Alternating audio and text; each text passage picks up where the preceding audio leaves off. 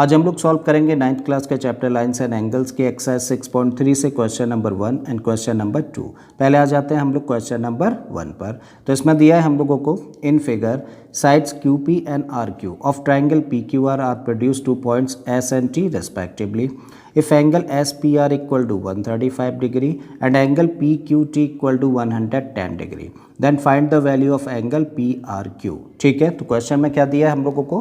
Question में बोला गया है कि PQR एक ट्राइंगल है और इस ट्राइंगल की दो साइड्स, कौन कौन सी दो साइड्स?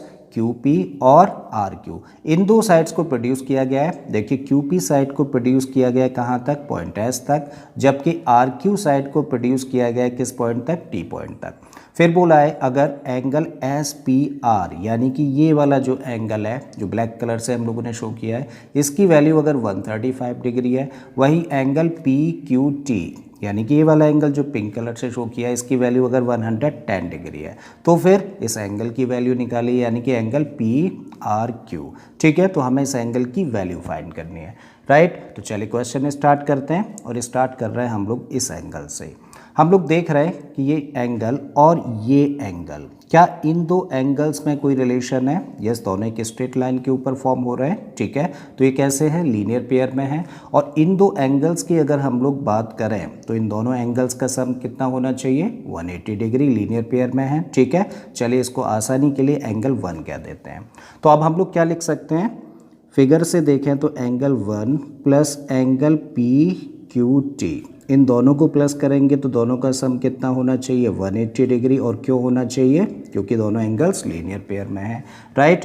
अब हम लोगों को एंगल 1 निकालना है, ऐसे ही रखिए। एंगल PQT, देखिए PQT इसकी तो वैल्यू है ना कितनी? 110 डिग्री, तो रखिए इसके प्लेस पर। तो 110 degree and this equal to 180 degree. Angle 1 find करना है तो इसको तो इधर ही रोकिए और 110 को कर दीजिए ट्रांसपोज। तो 180 तो अपने प्लेस पर है, इसको ट्रांसपोज करेंगे तो ये माइनस में जाएगा और 180 में से जब 110 को माइनस करें तो क्या मिलेगा? 70 डिग्री। तो हम लोगों ने एंगल 1 फाइंड कर लिया जिसकी वैल्यू कितनी है? 70 डिग्री है। अब हम लोग आते हैं ट्राइंगल PQR पर।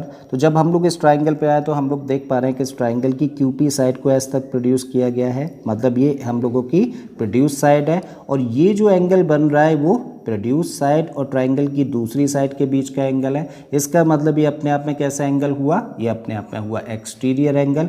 और हम लोगों को पता है कि एक्सटीरियर एंगल का जो मेजरमेंट होता है वो किसके इक्वल होता है? वो होता है the sum of two opposite interior angles, मतलब इन दोनों एंगल्स के मेजरमेंट का सम किसके इक्वल होगा? इस एंगल के इक्वल होगा बाय एक्सटीरियर एंगल थ्योरम। चलिए इस पॉइंट को मेंशन कर देते हैं। ठीक है, तो अब कह सकते हैं हम लोग now angle 1 plus angle PRQ must be equal to what? Angle SPR। तो angle SPR exterior angle theorem. ठीक है, अब देखिए एंगल 1 की तो वैल्यू है ना कितनी? 70 डिग्री रखिए।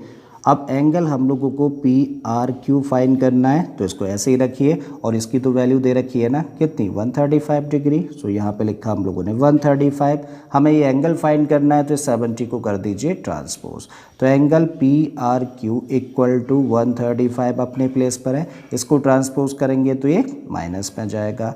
ठीक है, और अब जब 135 डिग्री में से 70 डिग्री माइनस करेंगे तो क्या निकल के आएगा? 65 डिग्री। और यही हम लोगों का इस क्वेश्चन का आंसर हो जाता है। ठीक है, अब आते हैं हम लोग सेकंड क्वेश्चन पर। तो सेकंड क्वेश्चन में हम लोगों को दिया है in figure angle x equal to 62 degree, angle XYZ equal to 54 degree if YO and ZO are the bisectors of angle XYZ and angle XZY respectively of triangle XYZ, then find the value of angle OZY and angle YOZ।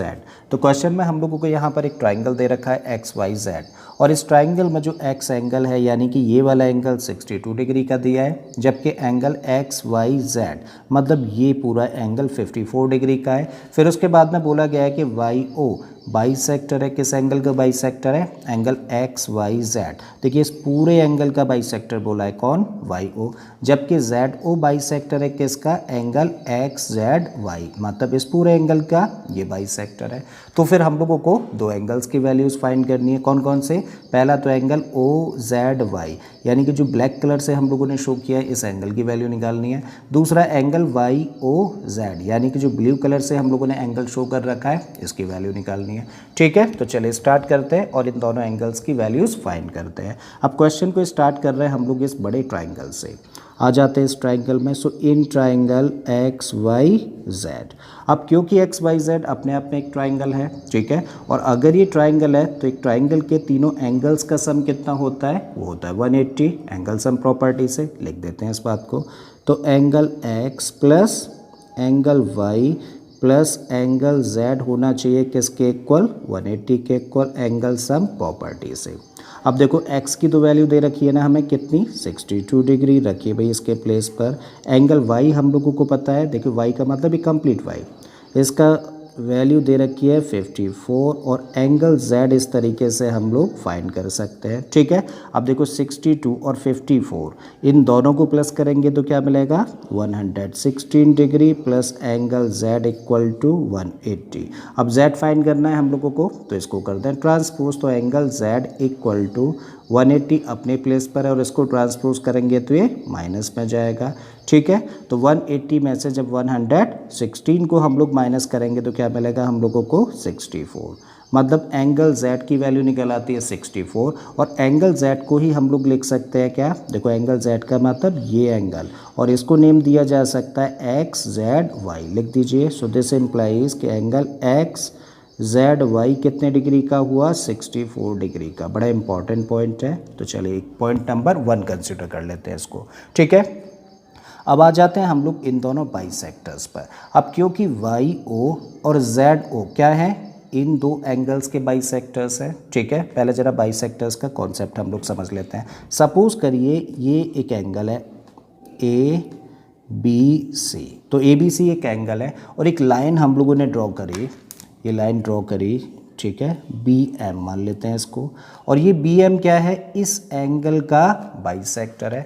जब B M इस angle A B C का bisector है तो ये bisector क्या करता है, एक एंगल को 2 पार्ट्स में डिवाइड करता है। दोनों ही पार्ट्स कैसे होते हैं, इक्वल, यानी कि दोनों ही जो नए एंगल्स बनते हैं वो आपस में इक्वल होते हैं।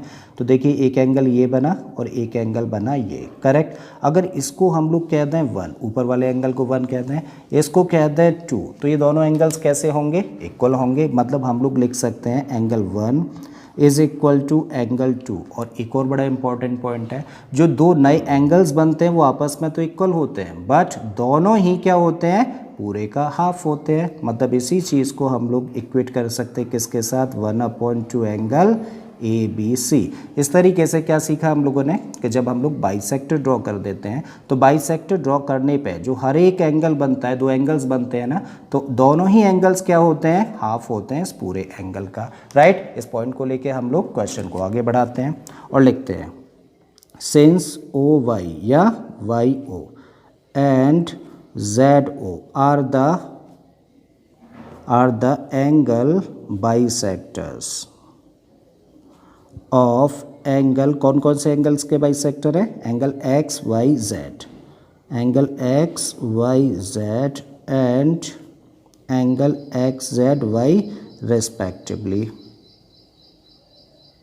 ठीक है, तो वाई ओ एंगल बाइसेक्टर है किसका, एक्स वाई जेड का, जबकि जेड ओ बाइसेक्टर है किसका, एंगल एक्स जेड वाई का। इसका मतलब देखो यहाँ पे एक एंगल बना, ये वाला जो एंगल है, और अगर इसको हम लोग नेम दे दें एंगल 1, तो ये एंगल क्या होगा, क्योंकि वाई ओ बाइसेक्टर है इस पूरे एंगल का, तो जब हम लोग सिर्फ इस एंगल की बात करें तो ये एंगल किसके इक्वल होगा, इस पूरे एंगल के हाफ के इक्वल होगा, करेक्ट है।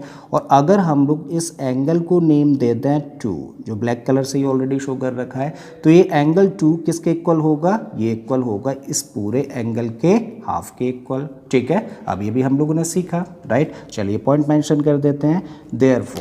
देयरफॉर हम लोग कह सकते हैं कि एंगल 1 किसके इक्वल होगा, that must be equal to 1/2 angle X Y Z, correct. And दूसरी चीज़ यहाँ से क्या निकल के आती है कि एंगल 2, ये एंगल 2 किसके इक्वल होगा, ये भी हाफ के इक्वल होगा। किस एंगल के, हाफ के, एक्स जेड वाई, तो एंगल एक्स जेड वाई। ठीक है, चलिए वैल्यूज़ रखिए।